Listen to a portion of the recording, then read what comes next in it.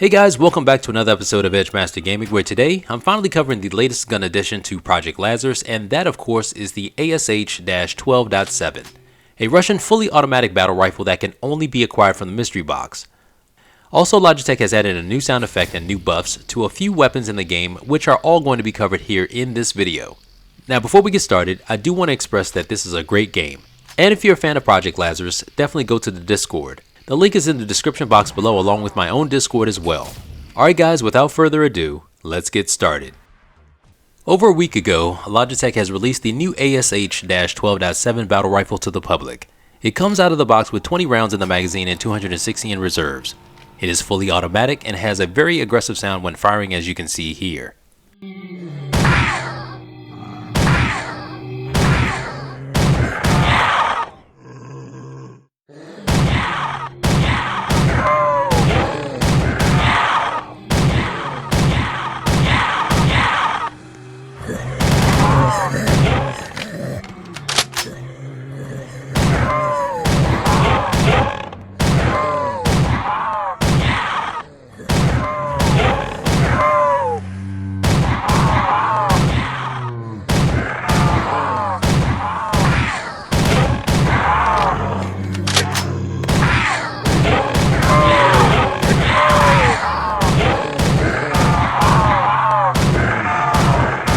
Also, you'll note that it has good reload time and is powerful enough to one-shot unpacked until round 22. Now you're probably wondering why I'm treating this battle rifle like a semi-automatic. And the reason is because the recoil on this gun is terrible. Don't believe me? Watch this. See what I mean? Moving on to the packed version of this weapon, Ashes to Ashes, it still has 20 shots in the magazine but has 340 in reserves.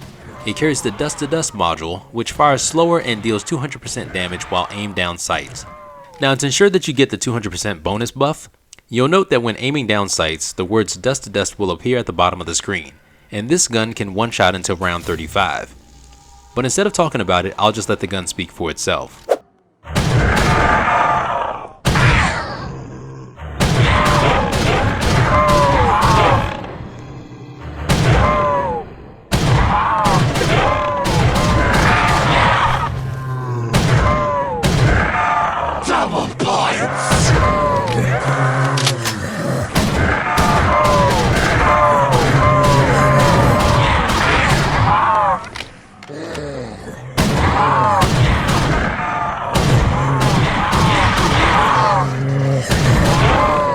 Overall, I like this gun. It bears some resemblance to the AK-47, from the 200% damage buff to the slower fire rate, which makes total sense due to their origins. If you're playing solo, this gun can definitely be a primary with little to no issue from the mid to the late rounds. At about round 32 to 33, I would consider changing its role to a backup for sure. And finally, the phrase Ashes to Ashes, Dust to Dust is a common one that has biblical origins. It describes the cyclical nature of life and death, and that our bodies will return back to the earth from which we came. And before I move on to the next portion of this video, please don't forget to give it a thumbs up, and please subscribe if you're enjoying it so far. Next weapon on this update is the Smith & Wesson 500. There was a minor bug fix implemented due to 1. Where completing a reload without enough ammo to fully load the weapon would not activate the module, and 2. A visual bug when getting a max ammo caused the module damage buff text to stop displaying. I unfortunately don't have any footage of this, so I'll just move on, but I did want to make you aware that if you have experienced either one of these problems, it should be fixed. Next portion of this update is for the M200 Intervention, where landing 360 shots with the upgraded weapon will now trigger a hit marker sound effect. So I did test that out, and this is what it sounds like here. Now if you missed it, that's okay, because it's kind of hard to notice at first since the sound is pretty quick. Additionally, I found that the sound effect is multiplied by the amount of kills per shot. Just listen here. If you heard it, it kind of sounds like multiple pellets striking something, like maybe a pane of glass or a table or something like that. Next to last is the buff to the following LMGs that you see here on the screen.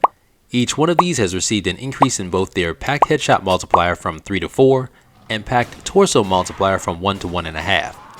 So naturally curious, with this being a damage buff, I wondered how this would affect the one-shot capability for each weapon. However, after making multiple attempts to get these weapons early on in the game and failing miserably, I just kinda gave up. It's probably safe to say that these would increase the one-shot capability by no more than 1 extra round. Again, I couldn't confirm, but this is just my best guess. And for the last portion of this update, it was about player collisions, where dead players would no longer collide with players. I can totally see how this would be a problem when playing a game. I mean, if said player died behind you while you were backing up trying to fend off the horde, it would definitely be problematic. You know, in all my years of playing this game, I never knew that, simply because it was just never an issue for me. Anyways guys, what do you all think of the new ASH-12.7 update? Please let me know in the comments down below.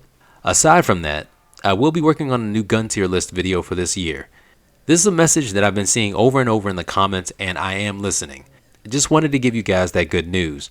Also, remember to keep that notification bell on, and as always guys, remember to have fun, take care, and God bless.